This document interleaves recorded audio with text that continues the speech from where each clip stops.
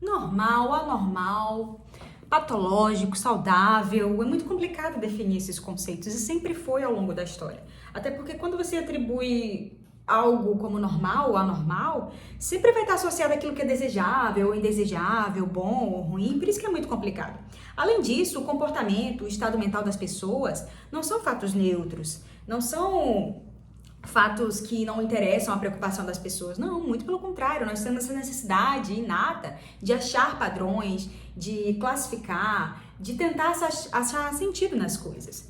E quando eu falo do Plutão, por exemplo, como um planeta ou não, como um plutóide, como asteroide ou cometa, e no final das contas ele acabou perdendo, né, seu status de planeta, o fato dele perder ou não, ou de ter essas várias classificações, não afeta em nada a vida dos seres humanos. Já classificar alguém como normal, anormal, patológico, saudável, isso interfere a vida de milhares de pessoas diretamente falando.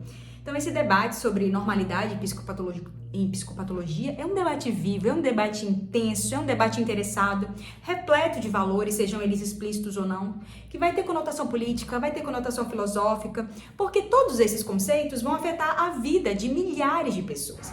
Obviamente que quando os casos eles são extremos, é muito mais fácil. Quando as alterações comportamentais e mentais são de intensidade acentuada e de longa duração, com esse sofrimento mental intenso, explícito, com disfunções graves no dia a dia, como demências avançadas, psicoses graves ou deficiência intelectual profunda, esse delineamento de fronteiras entre o normal e o patológico não fica tão problemático, porque está mais explícito. Mas há muitos casos que são menos intensos, menos delimitados, além daqueles casos limítrofes e complexos em sua definição, nos quais a delimitação entre comportamentos e estados mentais e formas de sentir normais ou patológica é bastante difícil e acaba gerando muitos problemas. E nesse contexto, essa questão de normalidade em psicopatologia e saúde mental vai ganhar muita relevância, porque vai poder gerar um diagnóstico psicopatológico exagerado, pode gerar medicalização inapropriada, enfim. E quando a gente fala de normal e patológico, não tem como esquecer de Canguilhem, no seu livro O Normal e Patológico, uma obra clássica dentro dessa questão, dentro da psicopatologia e dentro desse centro de reflexão do que seria normal e do que seria patológico, que é indispensável para a discussão. O conceito de normalidade em psicopatologia também implica a própria definição do que é saúde, do que é doença, do que é transtorno mental. Os próprios termos, eles levantam muita discussão. No século XIX, por exemplo, o termo mais utilizado era alienação, que era um termo ali oriundo do direito. Já no século XX, nós passamos a usar o termo doença mental. E nas últimas décadas, por influência do CID, do DSM, passou-se a usar o termo transtorno mental. E o termo doença, ele foi criticado para a área da psiquiatria, da psicologia clínica. Por quê? Porque esse termo implicaria sempre ou quase sempre em alterações patológicas no corpo, no caso, no cérebro. Como em muitas condições psicopatológicas não se evidenciam alterações anatômicas, fisiológicas ou mesmo histológicas do cérebro, convencionou-se usar o termo transtorno exatamente por isso. E no livro do Dalga Larrondo, usam-se como sinônimos os termos doença e transtornos. E com relação às influências, aos desdobramentos que essa questão da normalidade tem, são várias. Uma delas é com relação à psiquiatria e à psicologia legal ou forense.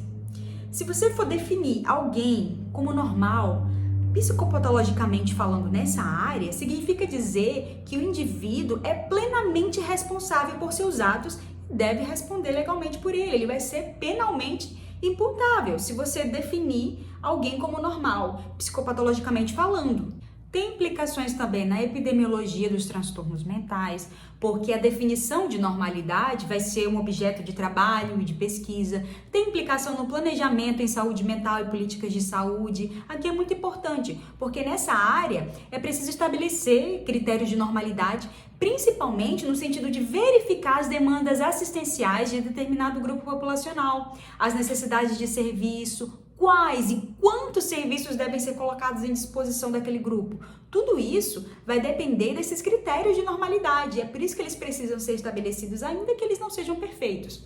Vai ter desdobramento também na orientação e capacitação profissional, porque eles vão ser importantes na definição da capacidade e adequação de um indivíduo para exercer determinada profissão, para manipular algumas máquinas, utilizar armas, dirigir veículos.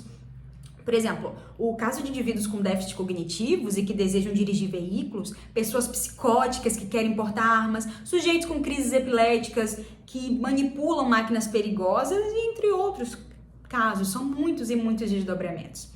Com relação ao critério de normalidade, há vários critérios que são distintos de normalidade e de anormalidade na medicina, na psicopatologia, e a adoção de um termo ou de outro vai depender, entre outras coisas, de opções filosóficas, ideológicas e pragmáticas do profissional ou da instituição que ocorre a atenção de saúde. Isso Canguilhem já dizia lá em 1978. Os principais critérios de normalidade utilizados em psicopatologia são, primeiro, normalidade como ausência de doença. Então, o normal, do ponto de vista psicopatológico, seria aquele indivíduo que simplesmente não é portador de um transtorno mental definido. E esse critério ele é bastante falho, ele é bastante precário, porque além dele ser redundante, ele baseia-se numa definição que é negativa, ou seja, define-se normalidade por aquilo que ela supostamente é. Não, mas por aquilo que ela não é. É pelo que lhe falta. Por isso que tem essa conotação negativa, essa definição negativa de normalidade como ausência de doença. Outro critério de normalidade utilizado em psicopatologia é a normalidade ideal. Aqui a normalidade ela é tomada como uma utopia. Estabelece arbitrariamente uma norma como ideal, aquilo que é supostamente sadio, mais evoluído, e tal norma é de fato socialmente constituída e referendada. Depende, portanto, de critérios socioculturais, ideológicos, arbitrários e às vezes dogmáticos e doutrinários. Outro critério de normalidade em psicopatologia é a normalidade estatística. Aqui, o conceito de normalidade se aplica especialmente a fenômenos quantitativos com determinada distribuição estatística na população em geral. O normal passa a ser aquilo que se observa com mais frequência. Os indivíduos que se situam estatisticamente fora ou no extremo de uma curva de distribuição normal, esses indivíduos passam, por exemplo, a ser considerados como anormais, como doentes. E esse é um critério também, muitas vezes falho em saúde mental e em saúde geral também, pois nem tudo que é frequente é necessariamente saudável. A gente, no nosso dia a dia, presencia isso. Nem tudo aquilo que é frequente vai ser saudável. Assim como nem tudo que é raro ou infrequente vai ser patológico. Outro critério de normalidade é a normalidade como bem-estar. A Organização Mundial da Saúde, lá em 1946, disse assim: a saúde é um completo bem-estar físico, mental e social. Maravilha! E não simplesmente uma ausência de doença.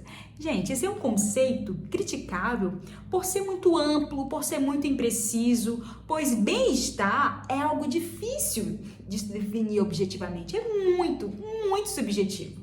Além disso, esse completo bem-estar físico, mental, social é tão utópico que poucas pessoas se encaixariam nessa categoria de saudáveis.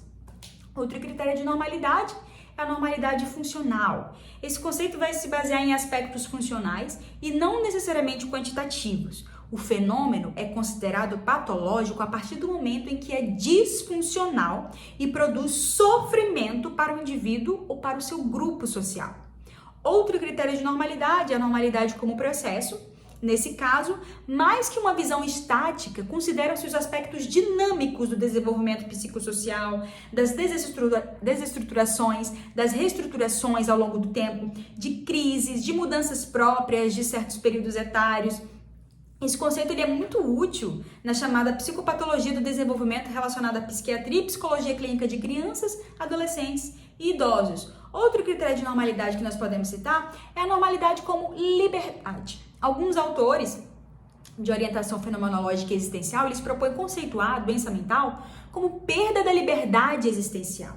Dessa forma, a saúde mental se vincularia às possibilidades de transitar com graus distintos de liberdade sobre o mundo e sobre o próprio destino. Assim, a saúde mental ela poderia ser vista, em certo sentido, como possibilidade de dispor desse senso de realidade, desse senso de humor e de um sentido poético perante a vida. Existem vários outros critérios para se definir essa questão de normalidade. Mas o que nós temos que ter em mente é que critérios de normalidade de doença em psicopatologia variam consideravelmente em função dos fenômenos específicos com os quais se trabalha e também de acordo com as opções filosóficas do profissional ou da instituição. Além disso, em alguns casos, nós vamos poder utilizar a associação de vários critérios de normalidade ou de doença, transtorno, de acordo com o objetivo que nós temos em mente. De toda forma, nós temos que levar desse assunto o seguinte, que essa área da psicopatologia exige uma postura de permanente crítica, de permanente reflexão por parte de todos os profissionais que trabalham com ela. E com relação à medicalização, psiquiatrização, psicologização, nós temos que medicalização é o processo pelo qual problemas não médicos passam a ser definidos e tratados como problemas médicos, frequentemente em termos de doenças ou transtornos. E dentro da psicopatologia, o termo medicalização é um conceito que se refere mais especificamente à transformação de comportamentos desviantes em doenças ou transtornos mentais, implicando geralmente a ação do controle e poder médico sobre as condições transformadas em entidades médicas. Assim, esse termo medicalização teve, no início do uso desse termo, no início desse construto, um sentido de denúncia sobre o chamado poder médico. E o termo psiquiatrização se refere, por exemplo, à transformação de problemas não psiquiátricos em psiquiátricos. Da mesma forma, o termo psicologização é a transformação de problemas não psicológicos em psicológicos. Embora sejam termos menos empregados, né, o termo psiquiatrização, psicologização, eles têm um sentido análogo à medicalização, que é a transformação desses comportamentos desviantes em doenças ou transtornos mentais. Assim, o que está em jogo na crítica do termo medicalização é essa questão do processo ideológico e político de rotular comportamentos desviantes, comportamentos que são moralmente repreensivos ou mal adaptados e transgressivos como doença, como transtorno mental, e dessa forma monitorar, regular e controlar esses comportamentos ou mesmo desqualificar as pessoas que recebem esse rótulo. Essa denúncia da medicalização, da psiquiatrização, da psicologização, ela é importante, mas há diversos aspectos controversos em torno dela. Por exemplo, no Brasil e em outros países do mundo, há o paradoxo de muitas pessoas com transtornos mentais graves, como esquizofrenia, transtorno bipolar, autismo, depressão grave, enfim. Muitas pessoas que têm esses transtornos mentais graves não terem acesso a cuidados de saúde adequados, enquanto em outros grupos que são socioeconomicamente mais privilegiados, a medicalização, a psiquiatrização de condições não médicas, por exemplo, a tristeza comum decorrente de conflitos, decorrente de infelicidade conjugal, sendo medicalizada como depressão e tratada com psicofármacos, ou mesmo outro exemplo, o fracasso escolar devido a alguma inadequação pedagógica, sendo psiquiatrizado como TDAH. A questão, na maioria das vezes, e é isso que a gente tem que levar para o nosso entendimento, não é se o indivíduo recebe ou não diagnóstico e tratamento médico, psiquiátrico ou psicológico, mas antes se aqueles que realmente necessitam estão recebendo diagnóstico e tratamento adequados, e aqueles que não necessitam possam ficar isentos, né, dessas ações médicas com implicações inadequadas. De forma geral, tudo que nós vimos nesse capítulo da Gala-Rondo, a definição de um conjunto de comportamentos, como normal ou anormal, como transtorno mental, transgressão legal ou anormalidade social, ela vai ter implicações marcantes sobre a economia, por exemplo, a indústria farmacêutica e entre tantas outras coisas, a vida política, o sistema judicial, enfim, isso vai afetar a vida concreta de milhares de pessoas.